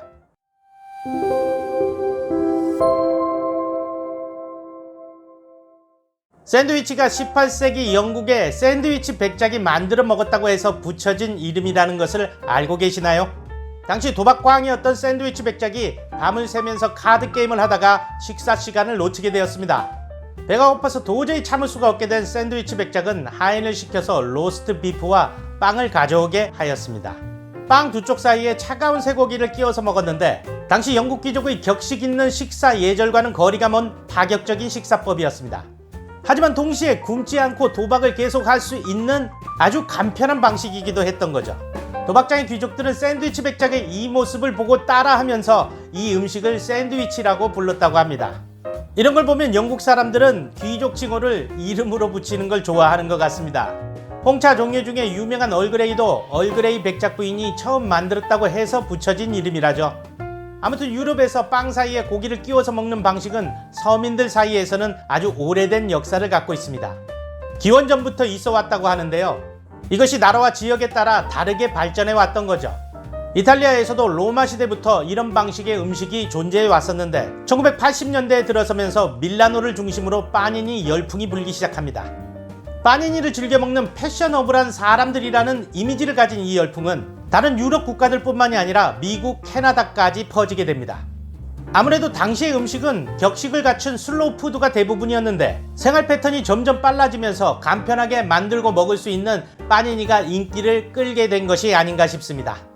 원래 빠니니는 속재료를 간단하게 넣어서 재료 본연의 맛을 살리는 음식입니다. 그래서 이탈리아식 빠니니는 차가운 것도 있고 빵을 덮지 않고 오픈된 형식도 있으며 심지어 치즈가 없는 것도 있습니다. 이것이 미국으로 건너가면서 현재 우리가 알고 있는 빠니니로 고착화됩니다. 첫째, 반드시 뜨겁게 달군 빠니니 그릴을 사용해서 빵을 위아래를 꾹 눌러 구워야 하고, 둘째, 속재료를 꽉 채워야 하며, 셋째, 치즈가 빠지지 않아야 한다. 이렇게 미국식 빠니니의 공식이 생겨나게 된 거죠. 우리는 여기서 힌트를 찾을 수 있습니다. 정통 이탈리아식으로 만들 수도 있고 뉴욕 스타일의 빠니니로 제공할 수도 있습니다. 덕분이네는 메뉴 구성에는 족보가 있어야 한다고 항상 얘기해 왔습니다. 그래서 빠니니는 이탈리아 족보를 따라가느냐 아니면 미국 족보를 따라가느냐에 따라서 여러 스타일로 변형될 수 있습니다. 오늘은 이 중에서 미국식 스탠다드 빠니니를 만드는 법을 영상을 통해서 보여드리려고 합니다. 이 영상을 제공해 주신 부산 영도커피랩의 백운수 사장님께 감사하다는 말씀을 전합니다. 자, 그럼 같이 보러 가실까요?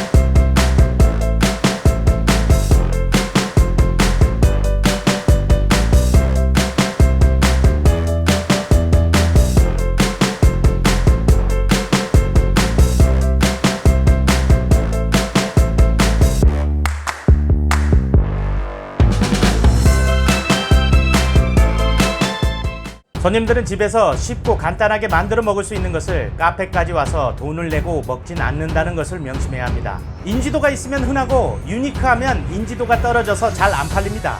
오픈할 때 사이드 메뉴는 1종 1개만 하십시오. 안녕하세요. 카페 창업 전문 유튜버 덕분이네입니다. 덕분이네는 브런치를 잘 합니다. 미국에서 시작하고 운영 중인 카페들이 모두 브런치 카페였고 한국에서도 대부분의 카페에 브런치 메뉴를 넣었으니까요. 그래서 덕분이네가 오랜 동안 브런치 카페를 운영하면서 경험하고 일반 카페에 사이드 메뉴를 출시하면서 알게 된 것들을 말씀드리려고 합니다. 이것은 덕분이네가 하는 코칭에서도 기준이 되는 내용이기도 합니다. 시작하기 전에 구독과 좋아요 꾹 눌러주세요. 저에겐 큰 힘이 됩니다.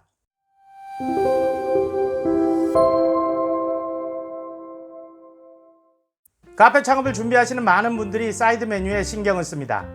커피만으로는 경쟁력도 부족하고 객단가도 낮을 것 같은 불안 심리 때문이죠. 아마추어나 일반인들의 시각에서 보면 커피 메뉴가 거기서 거기 같다고 생각하기 쉽습니다. 하지만 전문적으로 접근할 때 아메리카노 하나만으로도 여러 종류, 여러 스타일의 메뉴가 존재합니다. 이러한 일반적인 오류를 차치하면 아무튼 예비 창업자분들은 사이드 메뉴 보강을 위해 이것저것 남들이 하는 손쉬운 메뉴를 모으곤 합니다. 샌드위치, 케이크, 마카롱, 스콘 등등 모두 납품을 받아서 그대로 내거나 간단히 재가공만 하면 손쉽게 메뉴 구성이 될 수 있는 것들입니다. 물론 안 팔리지는 않습니다. 하지만 시간이 지날수록 내 카페의 이미지는 남들과 다를 바 없는 흔한 카페로 전락해 갈 것입니다. 이것은 몇 푼의 돈보다도 중요한 것입니다. 시간이 지나면서 전체적인 매출 하락으로 이어질 테니까요. 그럼 어떻게 하면 특별한 사이드 메뉴를 만들 수 있을까요? 덕분에 내가 항상 말씀드리는 관점의 전환이 여기서도 필요합니다. 실제로 납품을 받아서 판매하는 사이드 메뉴들은 원가도 높고 판매량도 적어서 매출에 도움이 되는 경우는 드뭅니다. 당연히 내 카페의 품격에는 도움이 되지 못하죠. 그래서 사이드 메뉴의 첫 번째 기준은 매장에서 직접 만드는 메뉴를 선정하라는 것입니다.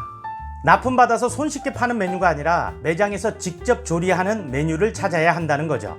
그 이유는 즉석 조리의 장점이 많기 때문입니다. 우선 맛의 깊이가 다릅니다.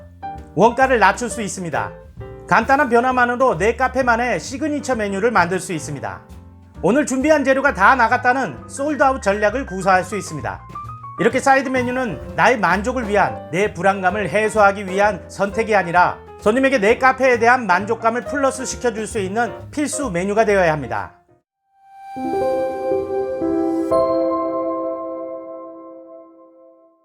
손님들은 집에서 쉽고 간단하게 만들어 먹을 수 있는 것을 카페까지 와서 돈을 내고 먹진 않는다는 것을 명심해야 합니다.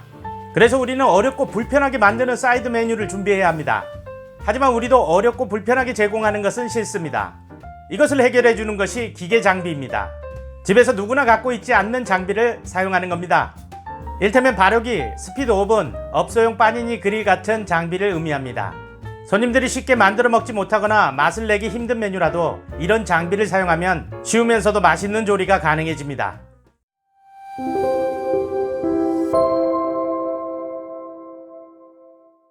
소탐 대실이란 말을 사이드 메뉴에서는 상기할 필요가 있습니다. 사이드 메뉴는 사실 덜 남는 것보다 안 팔려서 버리는 로스가 더 큽니다. 원가를 따지고 재료를 아끼면 최소한 적자는 안 날 거라고 생각하지만 판매량이 적으면 로스가 생기게 되고 그렇게 해서 생긴 피해액이 적자를 기록하게 됩니다. 그래서 우리는 사이드 메뉴를 통해서 살림살이를 나아지게 하겠다는 생각을 처음부터 버려야 합니다. 그렇다고 이것이 이익이 남지 않는다는 것은 아닙니다. 인기를 끌어서 판매량이 눈에 띄게 늘어날 때까지는 원가를 따지고 이익을 생각하지 말라는 것입니다. 좋은 재료를 쓰고 넉넉한 양으로 제공하십시오. 그렇게 하면 판매 가격은 비싸도 됩니다. 물론 그 가격이 원가가 높아져서 비싸져야지 순이익을 늘리기 위해서 올리면 안 됩니다. 로스를 줄이고 판매량을 늘리기 위해 악소리가 날 정도로 품질 좋고 양 많게 만들어야 합니다. 사이드 메뉴는 내 카페의 인지도를 올리기 위한 마케팅 상품이자 미끼 상품이라는 생각으로 접근하는 겁니다.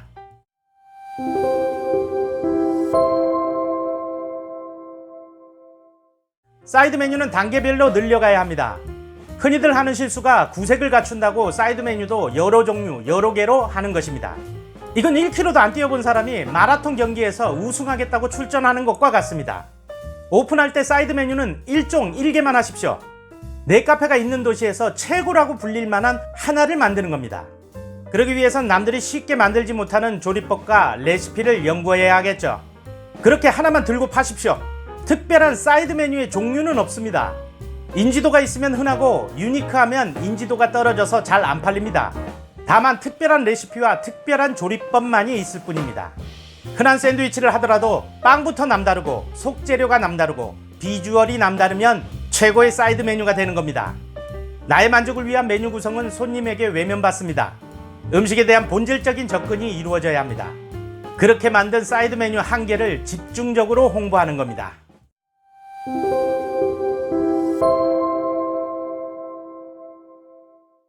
이렇게 한 개의 사이드 메뉴만 공을 들이고 집중적으로 홍보해서 많은 손님들이 찾으면 그때서야 같은 종류의 메뉴를 2개 더 출시합니다. 1종 3개의 메뉴가 또 인기를 끌고 유명해지면 한 종을 더 늘립니다. 이런 식으로 한 종류에 3개씩 3종 9개 메뉴가 최종 목표입니다. 3종 9개 메뉴가 맥시멈입니다. 그 정도면 충분합니다. 더 이상 늘려서도 안 됩니다. 손님들의 결정장애 비율, 인건비 비중 등을 얘기하지 않더라도 직관적으로 이 정도면 충분하게 느껴지실 겁니다. 사이드 메뉴는 지역마다 편향이 심한 메뉴에 속합니다. 그래서 1종 1메뉴를 만들고 홍보해서 먹히지 않는다고 판단되면 바로 다른 사이드 메뉴 1종 1개를 개발해서 다시 시도해야 합니다. 이렇듯 사이드 메뉴 출시는 손님과 내 카페의 접점을 찾는 마라톤입니다. 일이 일비하지 않고 꾸준히 시도해 나가면 내 실력도 늘게 되고 오래지 않아 내 카페를 대표하는 사이드 메뉴를 찾게 될 것입니다. 안녕하세요. 카페 창업 전문 유튜버 덕분이네입니다. 요즘 베이커리 카페를 하시려는 분들이 참 많습니다. 워낙 관심을 많이 가지셔서 덕분이네도 베이커리와 관련한 영상을 몇 차례 올린 바 있습니다. 하지만 많은 분들이 베이커리 카페에 대해서 잘못 알고 계십니다. 덕분이네는 이전 영상에서 베이커리 카페와 카페 베이커리를 분리해 놓았습니다. 이렇게 분리한 이유는 두 종류의 카페가 언뜻 보면 같아 보이지만 실상은 완전히 다르기 때문입니다. 오늘은 이 얘기를 하려고 합니다.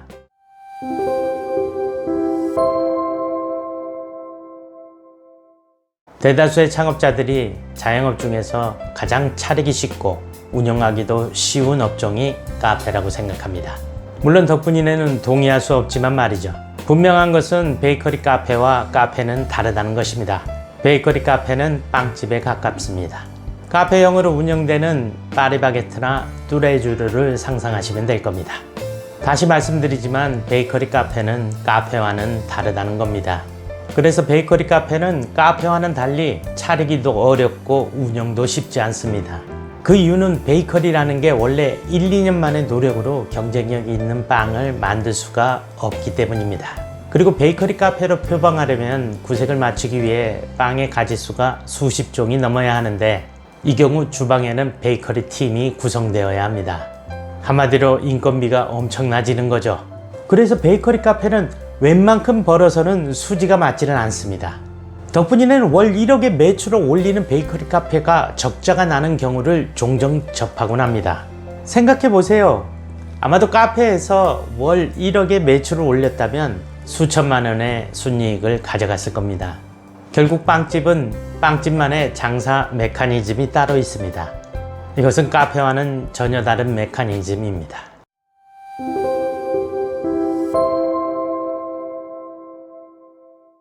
도심지의 베이커리 카페를 가보면 파리바게트나 뚜레쥬르의 카페 매장과 비슷합니다. 푸차와 개인의 차이죠. 이 경우 확률적으로 개인이 푸차를 이기긴 힘듭니다. 하지만 이것이 야외로 나가면 완전히 달라집니다. 개인이 만든 대형 베이커리 야외 카페는 푸차가 흉내낼 수가 없습니다. 따라올 수가 없는 거죠.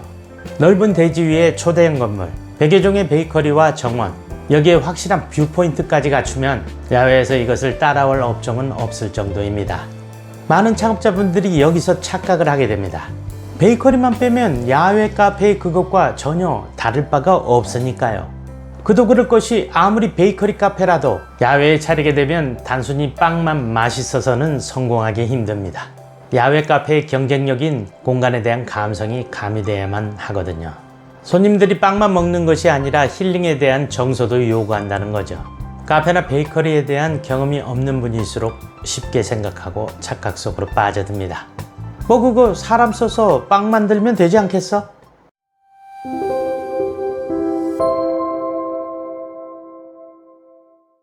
빵이나 과자, 케이크를 전문적으로 만드는 사람을 파티셰라고 부릅니다.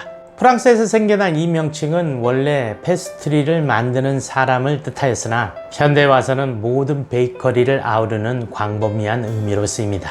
업계에서는 빵을 만드는 사람을 제빵사, 케이크나 쿠키, 초콜릿을 만드는 사람을 파티셰라고 분리해서 부르기도 합니다.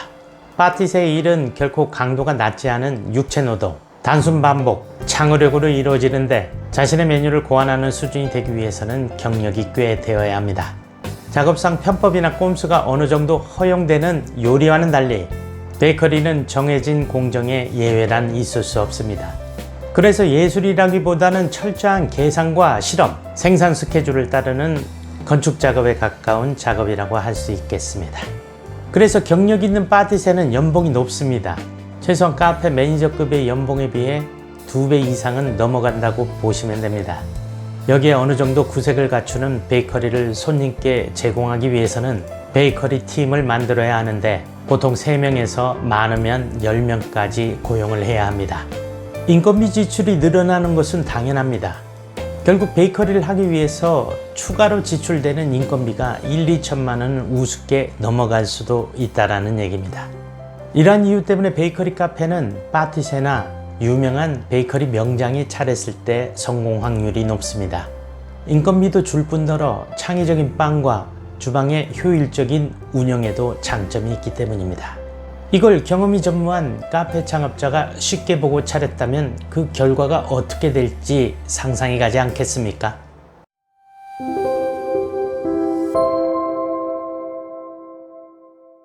결론적으로 우리는 베이커리 팀을 별도로 구성하지 않고서도 빵을 제공할 수 있는 카페를 만들어야 합니다.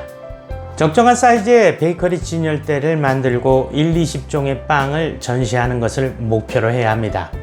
만들어진 빵은 사입해서 쓰면 판매도 되지 않을 뿐더러 카페 이미지도 추락하기 때문에 생지를 사서 매장에서 직접 굽는 방식을 선택해야 합니다. 당연히 구워진 빵을 어떻게 데코레이션 해야 할지는 연구해야 되겠죠. 여기서 중요한 것은 어떤 생지를 쓰느냐입니다. 생지에 따라 구워진 빵의 퀄리티가 현격하게 차이가 나기 때문이죠. 비싸더라도 전통 있고 검증된 수입산 생지를 쓰시는 게 좋습니다. 한 가지 더 첨언하자면 이 경우 베이커리 판매에서 이익을 따지지 말라고 말씀드리고 싶습니다. 손님의 니즈를 위해 베이커리를 제공함으로써 내 카페의 인지도와 호감도를 높이는 것에 만족하라는 것입니다. 누차 말씀드리지만 돈은 커피를 팔아서 버는 겁니다. 원가율을 따져가며 데코레이션을 하고 판매 가격을 책정하지 마시고 손님에게 서비스를 제공한다 생각하십시오. 한마디로 베이커리가 내 카페의 미끼 상품이 되게 하는 것입니다. 여기에 한두 종류의 브런치나 디저트 메뉴를 추가하면 금상첨화일 것입니다.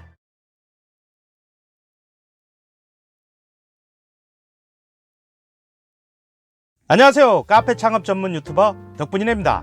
덕분이네가 하는 코칭 중에서 모두가 궁금해할 만한 것들을 덕분이네 마음대로 골라서 답변해주는 덕분이네 정답을 알려줘 시간입니다. 오늘의 질문, 카페 창업 순서가 어떻게 되나요? 카페 창업의 시작부터 오픈까지에 대한 설명은 덕분이네 마인드 시리즈 10편을 통해서 상세히 말씀드린 바 있습니다. 그럼에도 카페 창업 순서에 관한 질문을 선정해서 답변을 해드리는 이유는 초보 창업자분들이 큰 틀에서 창업을 쉽게 이해하고 그것을 준비해가는 과정에서 그때그때 빠르게 꺼내볼 수 있고 내 카페의 창업 진행 상황을 체크하는 데 도움을 드리고자 함입니다. 그래서 이번 영상은 가능한 군더더기 없는 내용으로 짧게 만들었습니다. 아무쪼록 초보 창업자 여러분께 도움이 되기를 바랍니다. 첫 번째는 마인드 셋업입니다. 옷을 입을 때 첫 단추를 잘 깨야 하듯이 마인드 셋업이 그 첫 단추입니다. 카페업의 본질을 이해하고 구식 사고방식을 타파하는 마인드를 셋업해야 합니다. 관점을 바꿔라. 반대로 생각하라. 내가 원하는 카페가 아니라 손님이 원하는 카페를 만들어라. 오프라인이 아니라 온라인이다. 등등의 마인드가 여기에 속합니다. 카페 창업에서 가장 중요한 3대 요소 중에 하나입니다. 두 번째는 지역 선정입니다. 어디서 카페를 차릴지 정하는 겁니다. 자신이 잘 아는 지역을 대상으로 합니다. 세 번째는 손님의 니즈를 파악하는 단계입니다. 내가 원하는 것이 아니라 손님이 원하는 것이 무엇인지를 조사하는 겁니다. 커뮤니티를 통해서 지역 사람들을 많이 만나고 그들의 니즈를 파악합니다. 네 번째는 컨셉입니다. 분석한 손님들의 니즈에 부합하는 컨셉을 도출합니다. 브런치 카페, 베이커리 카페 같은 메뉴형 컨셉일 수도 있고 키즈 카페, 애견 카페, 타로 카페와 같이 테마형 컨셉일 수도 있습니다. 또 로스터리 카페, 핸드드립 카페와 같이 전문형 컨셉일 수도 있고 비밀 해변, 어린 왕자, 마블 히어로와 같은 스토리형 컨셉일 수도 있습니다. 무엇이든 상관없습니다. 중요한 것은 손님의 니즈와 일치해야 한다는 것입니다. 여기에 유니크한 아이디어가 더해진다면 금상첨화겠죠. 카페 창업에서 가장 중요한 3대 요소 중 하나입니다. 다섯 번째는 1인 브랜드 마케팅의 시작입니다. 컨셉이 정해졌다면 이제 카페를 창업해가는 과정을 하루하루 기록하며 유튜브나 블로그, SNS를 통해 알립니다. 마케팅은 오픈할 때 시작하면 늦습니다. 이때부터 시작해서 오픈 이후에도 꾸준히 이어져야 합니다. 여섯 번째는 점포 계약입니다. 이미 선정한 지역에서 컨셉을 살릴 수 있는 점포를 구합니다. 여기서 가장 중요한 것은 임대료입니다. 다른 어떤 조건보다 싼 임대료가 최상의 조건임을 명심해야 합니다. 싼 임대료는 흑자가 되는, 더 나아가서는 대박이 되는 기본 토양을 제공합니다. 임대료는 카페 창업에서 가장 중요한 3대 요소 중 하나입니다. 7번째 순서는 스토리텔링 구성입니다. 점포가 정해지면 컨셉과 매치시켜서 손님들에게 직접적으로 표현할 수 있는 스토리텔링을 짜는 단계입니다. 스토리텔링의 주인공은 내가 아니라 손님이 되어야 한다는 것이 중요한 포인트입니다. 8번째는 인테리어 설계입니다. 스토리텔링이 구성되었으면 그에 맞는 인테리어를 구상하고 설계합니다. 9번째는 철거입니다. 도면이 나왔더라도 철거를 한 뒤에 보면 설계의 디테일이 달라지기 일쑤입니다. 다시 한번 인테리어 설계를 점검합니다. 10번째는 인테리어 공사를 시작하는 단계입니다. 업체에 맡기지 않고 셀프 인테리어를 하시길 권해드립니다. 공부하고 발품을 파는 만큼 적지 않은 돈이 절약됩니다.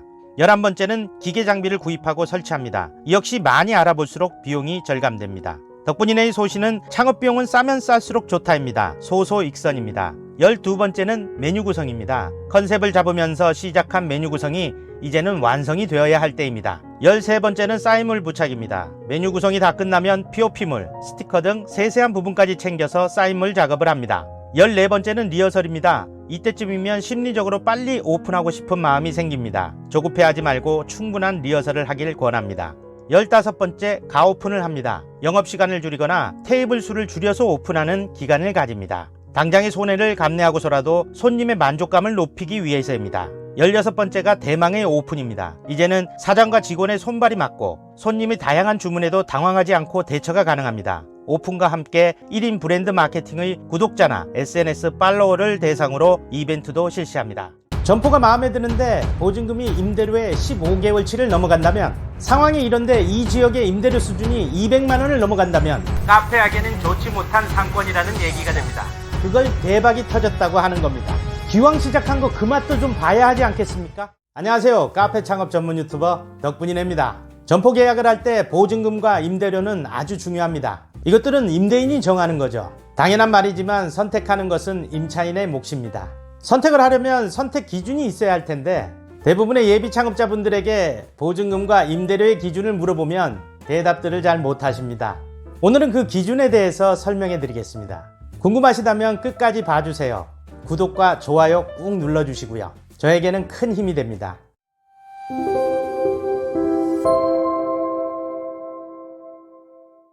원래 보증금은 임차인이 임대료를 지불하지 못했을 때 임대인이 피해를 입지 않기 위해 보전장치로서 받는 담보금이었습니다. 하지만 요즘에 와선 대출을 끼고 건물을 사거나 상가 호수를 분양받은 임대인이 은행에 대출을 받고도 상가를 구입하는데 모자란 금액을 임차인으로부터 충당하려는 목적으로도 사용됩니다. 즉, 돈 조금 가지고 상가를 소유하려고 정부 정책이나 금융제도를 이용하려는 사람들이 많아져서 보증금의 본래 성격이 퇴색되어 버린 거죠. 이 경우 보증금이 아니라 제4의 금융권이라고 할 수 있습니다. 자영업자들은 대부분이 서민인데 졸지에 은행이 되어버린 우픈 현실입니다. 이런 말씀을 드리는 이유는 예전에는 보증금에 일정한 룰이 있었는데 요즘엔 임대인의 목적에 따라 천차만별이 되었기 때문입니다. 그래서 보증금에 대한 자신만의 기준을 가지고 있어야 합니다. 왜냐하면 보증금이 높으면 차후에 가게를 양도할 때 넘기기 어려워지기 때문입니다. 자금이 좀 넉넉한 초보 창업자분들 중에는 어차피 내 돈인데 뭘 하면서 보증금이 높은 것에 대해서 크게 신경 쓰지 않는 분들이 계신데, 이것은 잘못된 생각입니다. 보증금이 보증금 하나로 끝나는 것이 아니라 임대료와 권리금까지 두루두루 영향을 미친다는 것을 아셔야 합니다. 잡아야 될 기준은 이렇습니다. 물론 덕분이네의 개인 의견이자 오랜 경험에서 나온 조언입니다. 보증금은 임대료의 10개월치가 최상입니다. 임대료 곱하기 10을 하면 되겠죠. 임대료의 1년치, 12개월은 평균치라 보시면 되겠고요. 임대료의 15개월치부터는 보증금의 비중이 높다고 보시면 됩니다. 점포가 마음에 드는데 보증금이 임대료의 15개월치를 넘어간다면 조정해달라고 요구해보고 협의가 안되면 다른 점포를 찾아보시길 조언합니다.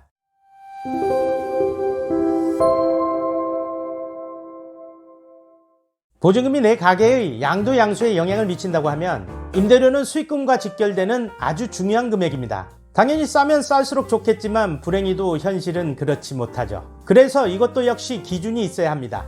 우리에겐 유일한 권리인 선택권만 있으니까요. 선택권을 잘 행사할 수 있도록 기준을 갖고 있자는 거죠. 사실 아무리 부동산 프로라고 해도 적정 임대료를 산정할 수 있는 사람은 없다라는 게 덕분이네의 생각입니다. 그 이유는 예상 매출을 측정할 수 있어야 적정 임대료를 산정할 수 있기 때문입니다. 이 예상 매출은 업종마다 다릅니다. 그래서 많은 장소에서 가게를 차리고 운영해본 전문 업종의 베테랑만이 그 업종에 한해서 적정 임대료를 산정할 수 있는 겁니다. 한 업종의 가게를 몇 개씩 하면서 줄줄이 성공시키는 고수들을 보게 되는 것은 이런 노하우를 갖고 있기 때문입니다. 따라서 덕분이네는 카페에 한해서만 적정 임대료의 기준을 말씀드릴 수 있습니다. 같은 가게라도 식당과 주점의 경우에는 적정 임대료가 틀려질 수 있다는 얘기입니다. 우선 자영업 모두에게 해당되는 대전제가 있습니다. 3일치 예상 매출이 임대료와 같다라는 것입니다. 그걸 카페에 대입해보죠. 대한민국의 1, 20평대의 카페 매출이 주로 20에서 30만원 정도입니다.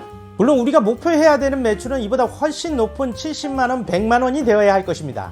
하지만 예상 매출은 현실을 직시해야 하고 소극적이어야 합니다. 평균치의 매출을 봤을 때 적정 임대료는 3일치, 즉 곱하기 3을 해서 60만원에서 90만원이 됩니다. 보다 실질적으로 보면 내 점포 주변의 카페들의 매출을 파악해보는 겁니다. 그리고 대략적인 평균치를 내봅니다. 평균 매출이 50만원이면 적정 임대료는 150만원이 될 것입니다.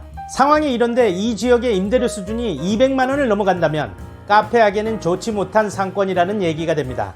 이런 식으로 평균 매출이 70만원이라면 적정 임대료는 210만원이 되겠죠. 이렇게 들어간 자리에서 하루 매출로 임대료만큼이 나왔다. 그걸 대박이 터졌다고 하는 겁니다. 당연히 우리 목표는 하루 매출 이퀄 임대료로 잡아야 하겠죠. 자영업으로 성공하신 많은 분들이 이렇게 목표를 잡습니다. 임대료를 하루 매출로 뽑으면 진짜 장사할 맛 납니다. 기왕 시작한 거 그 맛도 좀 봐야 하지 않겠습니까? 덕분이네가 열심히 돕겠습니다. 어떠세요? 도움이 좀 되셨나요? 도움이 되셨다면 구독과 좋아요 꾹 눌러주세요. 알람 설정도 잊지 마시고요. 저에게는 큰 힘이 됩니다. 이 채널이 있는 이유는 당신이 있기 때문입니다. 당신의 덕분입니다.